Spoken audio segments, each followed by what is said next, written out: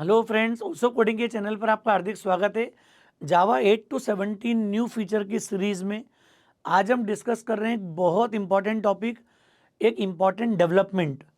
हम बात करेंगे आज यहाँ पर सील्ड क्लासेस की।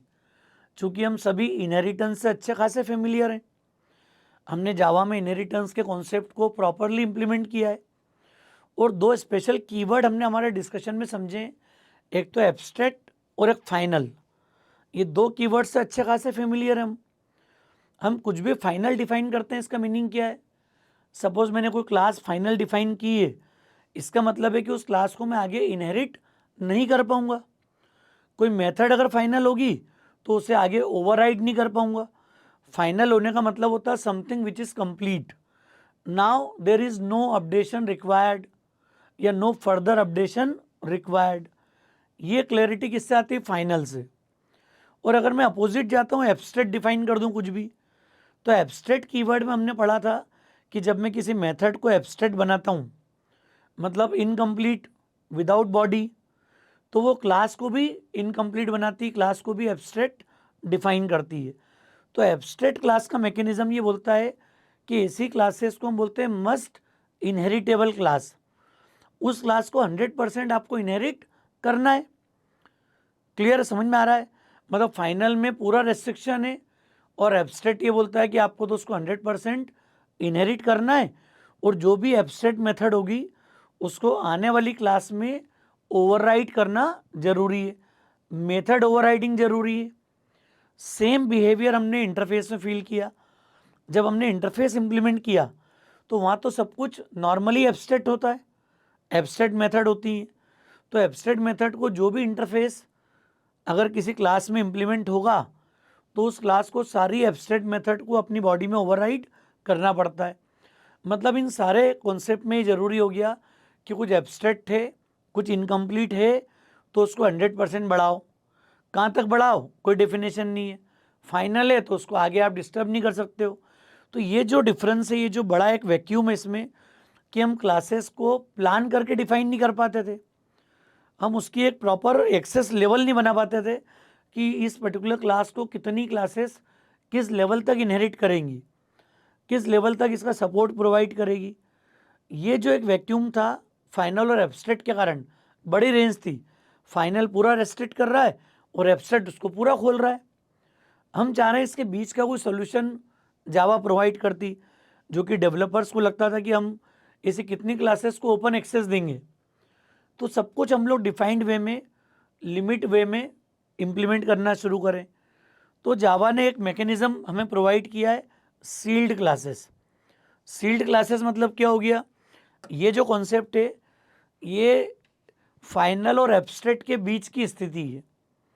ना तो पूरा रेस्ट्रिक्टेड है अब और ना पूरा खुला हुआ है अब हम हमारे रेस्ट्रिक्शन को डिफाइन कर पाएंगे, प्लान कर पाएंगे, हमारे इनहेरिटेंस के स्ट्रक्चर को प्लान कर पाएंगे। अब ये इसका पावर है। तो थोड़ी सी भूमिका मैं इसलिए बना रहा हूँ कि अगर आप इनहेरिटेंस के बेसिक स्ट्रक्चर से क्लैरिटी है आपको, उनकी प्रैक्टिस आपको है, तो फिर ये टॉपिक आपके लिए बहुत आसान है। आपको फाइनल पता है, आपको एब्स्ट्रैक्ट पता है, इनहेरिटेंस का डिज़ाइन पता है, सब कुछ अगर आपको आता है तो फिर आपको लगेगा कि सील्ड क्लासेस कोई बड़ा काम नहीं है। सब कुछ आपको बहुत आसान लगेगा। बड़ी आसानी से हम इस टॉपिक में कमांड कर पाएंगे। पहले हम कॉन्सेप्ट को डिस्कस करेंगे, फिर उसकी लिमिटेशंस को प्रैक्टिकली हम लोग समझेंगे कि हम एक्चुअल में क्या इम्प्लीमेंट कर रहे हैं यहाँ पर। देखते हैं वन बाय वन। तो sealed classes and interfaces, interface भी बना सकते हैं हम, प्रोवाइड कंट्रोल्ड इनहेरिटेंस। जैसे हमने बात की थी ना, एब्स्ट्रैक्ट के साथ में चीज़ें कंट्रोल्ड नहीं है, फाइनल पूरा रेस्ट्रिक्ट करता है। तो सील्ड इन दोनों के बीच की व्यवस्था है कि अब इनहेरिटेंस को भी हम कंट्रोल्ड डिफाइन कर पाएंगे। क्लियर? तो जावा 15 ने इस कॉन्सेप्ट को इंट्रोड्यूस करा था। Clear? As a preview feature, as a preview feature था, कंप्लीट फंक्शनलिटी, पूरा स्टैंडर्ड इम्प्लीमेंटेशन नहीं था। लेकिन जावा 17 ने इस कॉन्सेप्ट को पूरा एक प्रॉपर इम्प्लीमेंटेशन दिया है। तो हम ये मान लें कि 15 में कॉन्सेप्ट इंट्रोड्यूस हुआ था और जावा 17 ने सील्ड क्लासेस को प्रॉपर इम्प्लीमेंट किया। क्लियर? मतलब उसकी जो LTS लॉन्ग टर्म सपोर्ट वाला जो वर्जन है उसमें फिर आपको सील्ड एक रेगुलर इनहेरिटेंस के साथ में कंट्रोल ऑप्शन के साथ में अवेलेबल मिलेगा। अगर हम 17 यूज़ कर रहे हैं लगातार हमारी सीरीज़ में, तो सील्ड क्लासेस को भी यूज़ कर पाएंगे कॉन्फिडेंस के साथ में हम लोग। क्या क्या इंपॉर्टेंट पॉइंट है इसके साथ में, is declared using sealed keyword. मतलब जिस क्लास को आपको सील्ड बनाना है, होता है ना बॉक्स सील कर देते हैं हम, लेकिन हम डिफाइन करेंगे कि इसको ओपन कौन कौन कर पाएगा, कौन इसको आगे एक्सेस दे पाएगा। तो पहली चीज़ इंपॉर्टेंट बात क्या हो गई कि सील्ड क्लास यहाँ पर सील्ड कीवर्ड के साथ डिफाइन होगी। क्लास के आगे सील्ड कीवर्ड लगा दो आप। इसके बाद लगता है परमिट्स कीवर्ड। मतलब जब सील्ड क्लास बोलेंगे ना हम, तो बताएंगे कि ये किस किस को परमिट करती है। तो ये लिमिट करेगी the number of classes that can inherit sealed class. तो परमिट से कीवर्ड इसके साथ आपको इंप्लीमेंट करना पड़ेगा, जो बताएगा कि ये जो सील्ड क्लास है ये 2, 3, 4 क्लासेस को परमिट करती है। इनको परमिट करेगी कि ये इनको डिराइव कर पाए, लेकिन उनके नेचर को फिर आगे बताना पड़ेगा मुझे कि उनका आगे क्या नेचर है। क्लियर, ये इसके साथ में नियम है। अब सबसे बड़ी बात, जो क्लास सील्ड क्लास को एक्सटेंड करेगी, मतलब मान लिया मेरे सेकेंड, थर्ड, फोर्थ क्लास ने सील्ड क्लास को एक्सटेंड किया, इनहेरिट किया, तो उन क्लासेस को भी सील्ड, नॉन सील्ड या फाइनल कीवर्ड से डिक्लेयर करना पड़ेगा। देखो जिसके साथ में सील्ड आ रही है उस पर रेस्ट्रिक्शन है ये, उसने जिसको परमिट किया है ना, वो परमिटेड क्लास या तो सील्ड होगी, मतलब आगे वो किसी और कोई उसको कॉल नहीं कर पाए। नॉन सील्ड होगी तो ओपन हो जाएगी, वो कोई भी उसको इनहेरिट कर पाए। फाइनल हो जाए, कोई उसको आगे एक्सटेंड नहीं कर पाए। तो या तो ओपन कर दो या क्लोज कर दो उसके बाद, और या फिर इसी सील्ड तरीके से उसको आगे बढ़ाओ। ये 3 विकल्प आपको हर उस क्लास को देना पड़ेंगे जो सील्ड क्लास को इनहेरिट करेगा। क्लियर होगा, और क्लियरिटी आएगी अभी इस कॉन्सेप्ट में हमारे पास। क्या होता है सिंटेक्स थोड़ा सा ऑब्जर्व करना आप, अब ज़्यादा क्लियर होगा। ये बुकिश नहीं है, ये मैंने अपने रिक्वायरमेंट को देखते हुए लिख दिया है। अगर मैंने अपनी किसी क्लास को क्लास नेम लिखते हैं रूटीन में हम, इसके आगे हमने कीवर्ड लगा दिया, देखो आप दिख रहा है सील्ड स्टार। सील्ड कीवर्ड अगर मैंने किसी क्लास पर लगा दिया है तो मुझे साथ में परमिट करना पड़ेगा अब कि ये जो क्लास है, क्लास 1 जो है, ये क्लास नेम 2 और 3 को परमिट करेगी। क्या परमिट करेगी कि these 2 classes can inherit class name 1। ये बता दिया आपने कि भैया ये दोनों जो हैं वो इसको इनहेरिट कर पाएगी, लेकिन आगे का क्या उनका, उसके बाद का क्या सीन है। तो उसके लिए नियम है कि जब मैं क्लास 2 को लिख रहा हूँ, देखो आप, x tends name 1, class 3 x tends name 1, मतलब 2 और 3 को ये पावर हो गया कि वो नेम 1, क्लास नेम 1 को एक्सटेंड कर सकती है। तो ये पॉइंट आ गया। लेकिन ये दोनों चूंकि परमिटेड हैं, तो इन दोनों के बिहेवियर को भी आपको लिखना पड़ेगा। अगर ये वापस सील्ड हो जाएगी तो फिर ये आने वाली क्लास को बोलेगी कि ये जो क्लास 3 है या 4 है उनको परमिट करो। सील्ड लिखना मतलब कि परमिट कीवर्ड आएगा उसके बाद फिर वापस। तो एक्सटेंड नेम 1 परमिट्स, हम बोलते हैं क्लास नेम 3, क्लास नेम 4। तो ये डेफिनेशन किसकी आएगी, सील्ड के साथ। लेकिन अगर मुझे फर्दर सील्ड नहीं डिफाइन करना है तो फिर क्या हो जाएगा, हम 2 कीवर्ड यूज़ कर सकते हैं, नॉन सील्ड और फाइनल। नॉन सील्ड का मतलब हो गया है कि क्लास 2, क्लास 3, 4, 5 में भी जा सकती है। सॉरी 3 नहीं, मतलब 3 तो यहाँ यूज़ हो रही है, 4, 5, 6, 7, 8 जो भी क्लासेस हैं आपकी, वो इसको एक्सटेंड कर सकती है आगे कहीं पर भी। और फाइनल जिसके आगे लिख दिया उसका मतलब क्या हो गया कि ये यहीं रेस्ट्रिक्ट हो गई है। ये 3 को आगे मैं कहीं भी एक्सपांड नहीं कर पाऊंगा, ये यहीं जाके रुक जाएगी। क्लियर है केस, समझ में आ रहा है मीनिंग। ये इंपॉर्टेंट पॉइंट इसके साथ में ध्यान रखना है। अच्छा, ये कीवर्ड सिर्फ कहाँ लगेंगे, जिनको परमिट के साथ लिखा है उनमें। अगर फर्दर सील्ड होती फिर आगे बढ़ेगी वो कहीं ना कहीं। क्लियर, एक्सटेंड करेगी और परमिट भी करेगी साथ में सिंटेक्स को। तो ये इसका थॉट है, इम्प्लीमेंटेशन है। यहाँ पर 3-4 कीवर्ड जो है हमको थोड़े से ध्यान रखना है यहाँ पर इस पूरे डिस्कशन में कि ये सिर्फ can only be extend by it's permitted class. जो परमिटेड सब क्लास होगी हमारे पास, सिर्फ वही उसी क्लास में हम सील्ड डिफाइन कर पाएंगे। क्लियर? नॉन सील्ड कीवर्ड क्या करता है? Can be extended by an unknown सब क्लास। This is open.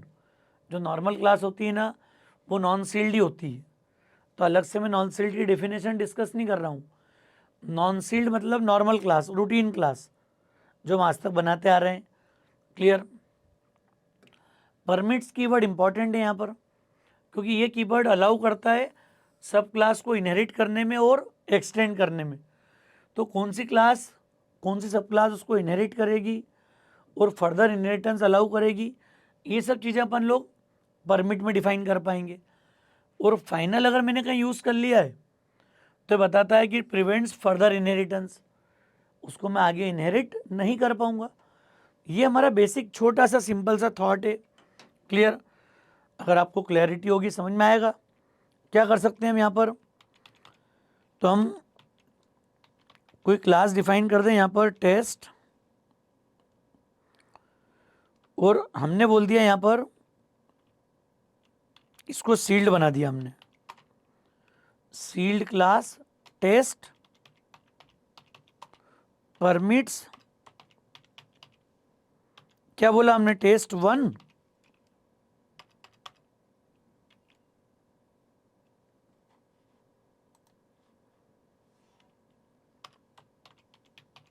और टेस्ट 2।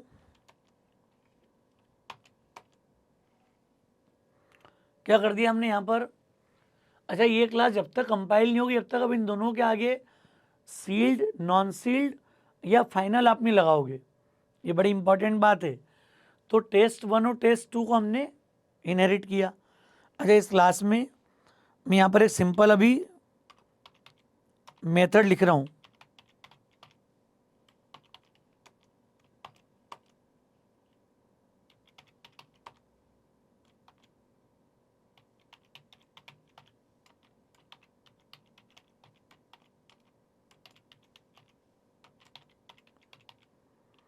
ये डिस्प्ले मेथड आ गई टेस्ट क्लास की।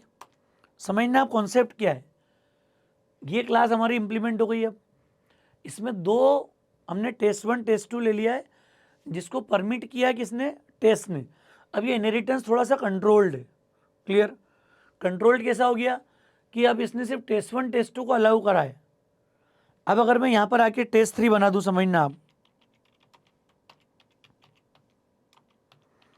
और मैं बोल दूँ कि ये एक्सटेंड करेगी, एक्सटेंड्स टेस्ट,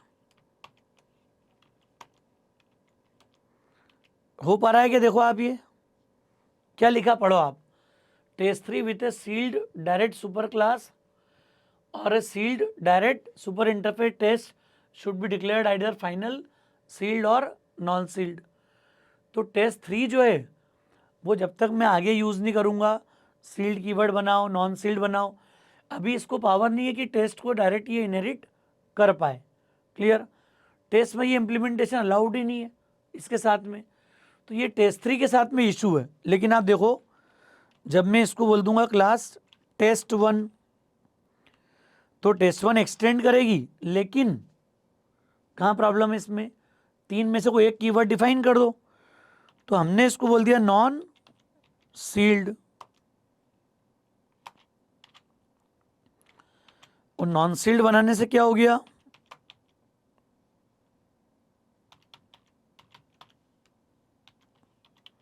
हमने इसमें डिस्प्ले 1 बना ली। हालांकि ओवरराइडिंग कर सकते थे यहाँ पर हम,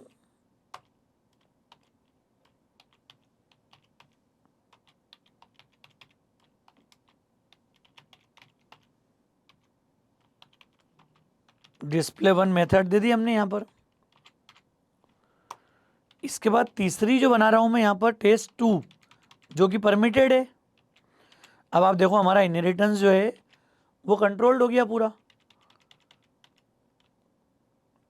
अब हमने बोल दिया टेस्ट 2, लेकिन हमको इसको बनाना था फाइनल। इसका मीनिंग क्या हो गया? देखो, ये मीनिंग ये बताता है कि टेस्ट 1 जो है ये आगे कहीं भी इनहेरिट हो सकती है, क्योंकि नॉन सील्ड है। और टेस्ट 2 फाइनल है, मतलब मैं टेस्ट 2 को आगे कभी इनहेरिट नहीं कर पाऊंगा। तो अगर मैं यहाँ क्लास, पहले तो मैं जनरल बना लेता हूँ यहाँ पर,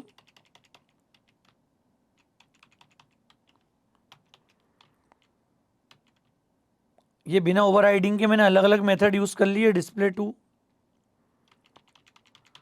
मेन में क्या कर रहे हैं हम यहाँ पर, टेस्ट का एक ऑब्जेक्ट क्रिएट कर लिया हमने, न्यू टेस्ट।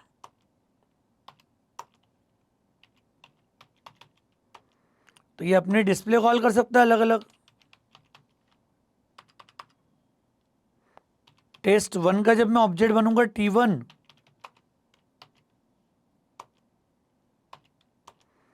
तो T1 को दोनों डिस्प्ले मिल जाएगी। अरे हम डिस्प्ले 1 भी कॉल कर सकते हैं और बेस क्लास की डिस्प्ले ये भी कॉल कर सकते हैं। तो ये हमने पढ़ा कि test 2 T2 equal to new. दोस्तों इनहेरिटेंस बहुत अच्छे से और बहुत डिटेल में हमने पढ़ा है। जो साथी अभी नए हों उनसे मेरा रिक्वेस्ट है कि आपको लगता है कि जावा में इनहेरिटेंस में थोड़ा कॉन्फिडेंस बनाना है, तो आप पूरा इनहेरिटेंस के टॉपिक को रिवाइज करो पूरा, फिर इस टॉपिक पे आएंगे तो ये बहुत आसान लगेगा, कुछ भी नहीं है इसमें यहाँ पर। अब अगर अब मैं रन करूँगा तो अलग अलग मेथड है सिंपल कॉलिंग में, यहाँ तक कोई इशू नहीं है, क्योंकि हमारा इनहेरिटेंस के साथ अलग अलग आ गई। टेस्ट की आ गई डिस्प्ले, फिर डिस्प्ले 1 2 आ गई, टेस्ट 1 और टेस्ट 2 की। वो मैंने टेस्ट 1 नीचे लिखा रहने दिया है, वो चेंज कर लेंगे, टेस्ट 2 की मेथड है ये। क्लियर है पॉइंट। अब ये सील्ड क्लास का थॉट क्या उसको देखो आप। सील्ड होने से क्या हो गया, अब ये खुली हुई नहीं है क्लास, हर कोई इसको डायरेक्ट इनहेरिट नहीं कर पाएगा। जैसे 1 2 के अलावा कोई जाएगा ना कोशिश करने तो वो अलाउड ही नहीं है यहाँ पर। जैसे मैंने अभी थोड़ी देर पहले भी आपसे बोला था कि अगर मैं यहाँ बना लूँ कि क्लास टेस्ट 3 एक्सटेंड्स, तो ये होगा क्या अलाउड, क्योंकि परमिट में लिखा ही नहीं है। क्लियर है केस। इसके आगे हमने नॉन सील्ड भी लगा दिया तो भी काम नहीं हो रहा है। क्यों नहीं हो रहा है, क्योंकि इसको इनहेरिट करने का पावर नहीं है इसमें, यहाँ पर परमिनेंट क्लास में नहीं है। अगर मैं यहाँ कॉमा लगा दूं टेस्ट 3, तो देखो नीचे एरर अपने आप हट गई, दिख रहा है ये, मतलब ये इनहेरिटेंस पूरा कंट्रोल्ड है। अगर मैं यहाँ टेस्ट 3 दूंगा तो टेस्ट 3 इसको इनहेरिट कर पाएगी, परमिशन में नहीं है, परमिट में नहीं है, तो कोई क्लास उसको आगे यूज़ नहीं कर पाएगी। तो ये इनहेरिटेंस की बहुत इंपॉर्टेंट डेफिनेशन है। हम चाहेंगे तो कंट्रोल्ड वे में पूरी क्लासेस को डिराइव करना, कौन सी क्लास किस लेवल तक उसको इनहेरिट करेगी, किस पावर किस कैपेसिटी के साथ मैं चीज़ों को डिराइव कर पाऊँगा, सब कुछ दे सकते हैं यहाँ पर।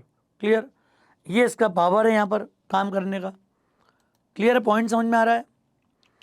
अच्छा अब आगे समझते हैं। देखो टेस्ट 1 टेस्ट 2 को तो पावर था, अच्छा टेस्ट 1 नॉन सील्ड है, तो मैं अगर टेस्ट 3 में ये बोल दूं आके, ये हटा दिया मैंने, सिंपल क्लास है, और मैंने बोला टेस्ट 1, तो इसको कोई दिक्कत नहीं। अब देखो आप, क्यों दिक्कत नहीं है, क्योंकि ये किसी नॉन सील्ड क्लास को एक्सटेंड कर रही है।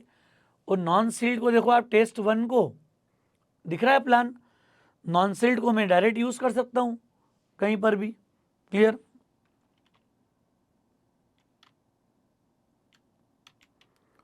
समझ में आ रहा है कॉन्सेप्ट अपने को यहाँ पर। इसके बाद ले लेते हैं थोड़ा सा रीडेबिलिटी के हिसाब से। क्लियर है पॉइंट। अब मैंने टेस्ट 3 को बोल दिया कि ये टेस्ट 2 को डिराइव करे, कर पाएगा क्या, अब देखो आप। क्यों, क्योंकि टेस्ट 2 सील्ड तो थी, उसको इनहेरिटेंस का पावर था कि वो टेस्ट को डिराइव करे, लेकिन ये खुद फाइनल है, आगे कोई भी क्लास इसको डायरेक्टली डिराइव नहीं कर पाएगी। तो ये यहाँ एरर है। अब देखो आप, एरर क्यों है, क्योंकि वो फाइनल है। क्लियर, दिख रहा है, टेस्ट 3 के not sub class the final class test 2। क्लियर, अगर उसको ही मैं यहाँ पे सील्ड नॉन सील्ड कुछ भी लिख देता तो आगे उसको पावर मिल जाता है यहाँ पर। अगर मैं इसको भी नॉन सील्ड कर दूं, देखो आप एरर हट गई नीचे। तो टेस्ट 3 किसी नॉन सील्ड क्लास को एक्सटेंड कर सकता है, या परमिट का तरीका हो। क्लियर, आप इसको सील्ड बना लो। क्लियर, और क्या करेगी, परमिट्स, और हमने बोल दिया टेस्ट 3। अब ये नया सिंटेक्स आ गया कि कोई सील्ड क्लास ने किसी को इनहेरिट भी कर रखा है और फर्दर परमिट कर दिया इसने, तो टेस्ट2 ने टेस्ट को तो इनहेरिट किया क्योंकि वहाँ परमिट था हमारे पास, और यहाँ इसने परमिट किसको कर दिया, टेस्ट3 को। तो टेस्ट3 में क्या नियम आ गया, अब सील्ड क्लास को जो भी क्लास इनहेरिट करेगी उसको फाइनल, नॉन सील्ड या सील्ड डिफाइन करना पड़ेगा। देखो आप, फाइनल भी चलेगा, इसको सील्ड बनाओगे तो आगे यहाँ भी परमिट लिखना पड़ेगा, इसको नॉन सील्ड बना लोगे आप तो भी चलेगा। क्लियर है पॉइंट। तो ये इसके लेवल हैं। अगर मैं इनहेरिटेंस के डिज़ाइन पैटर्न पे कहीं जा रहा हूँ तो ये छोटे छोटे लेवल आपको क्लियर होना चाहिए। नया कॉन्सेप्ट है, जावा 17 का पार्ट है कि अब हम इनहेरिटेंस को और प्रॉपर तरीके से इम्प्लीमेंट कर पाएंगे through sealed classes. Sealed classes हमको ये पावर दे रही है इम्प्लीमेंटेशन का यहाँ पर। क्लियर है दोस्तों, ये पॉइंट समझ में आ गया कि कोई क्लास अगर परमिट भी कर रही थी टेस्ट1 टेस्ट2 को, तो टेस्ट2 को भी हमने आगे सील्ड बना दिया। अरे या तो सील्ड, नॉन सील्ड या फाइनल, 3 रखो। नॉन सील्ड मतलब ओपन, फाइनल मतलब क्लोज, कोई एक्सटेंशन नहीं होगा। सील्ड उसको सुरक्षित तरीके से आगे बढ़ाएगी, सिक्योर्ड वे में, कंट्रोल्ड वे में। फिर वही कहानी चालू हो जाएगी कि टेस्ट3 में क्या पावर है, फिर टेस्ट3 किसी को अगर एक्सटेंड करती है तो उसका खुद का बिहेवियर आगे क्या है, सारी बातें रोल प्ले करेगी यहाँ पर। तो ये इनऑल इसका तरीका है काम करने का, अलग अलग क्लासेस के केस में। अगर मुझे कहीं भी नीड होगी तो अब इस तरीके के कॉन्सेप्ट पे काम कर पाएंगे हम लोग आसानी से। क्लियर, इनहेरिटेंस में जहाँ आपको नीड लगती है वहाँ अप्लाई कर दो आप, किसी भी लेवल का इनहेरिटेंस हो, हम सील्ड क्लास लेके काम कर पाएंगे पूरा। इसकी सिक्योरिटी हो गई कि अब कोई भी क्लास डायरेक्टली किसी क्लास को इनहेरिट नहीं कर पाएगी। अगर उस क्लास ने परमिट किया हुआ है और वो as a sealed class implement की हुई है तो विदाउट परमिशन हम उसको आगे नहीं बढ़ा पाएंगे यहाँ पर। तो ये इसका पावर है, कॉन्सेप्ट है पूरा। तो 4 कीवर्ड आपको अच्छे से क्लियर हो होंगे यहाँ पे, सील्ड, परमिट्स, नॉन सील्ड और फाइनल। क्यों ज़रूरी है, सील्ड क्लास अगर 2 या 3 क्लासेस को परमिट करती है तो उन तीनों क्लासेस को आगे एक्सटेंड करते समय बताना पड़ेगा कि वो स्वयं सील्ड है, नॉन सील्ड है कि फाइनल है। ये 3 में से एक कीवर्ड हमेशा उस इनहेरिट होने वाली क्लास में लगाना पड़ेगा आपको। ये बड़ी इंपॉर्टेंट बात है, बड़ी ज़रूरी बात है। तो दोस्तों मुझे उम्मीद है कॉन्सेप्ट समझ में आ गया होगा आपको इसका। लेक्चर ठीक लगा तो फ्रेंड्स को ज़रूर शेयर कीजिएगा। ओसोप कोडिंग को अगर आपने सब्सक्राइब नहीं किया है तो हमारा रिक्वेस्ट है चैनल को सब्सक्राइब जरूर करें। Thanks a lot.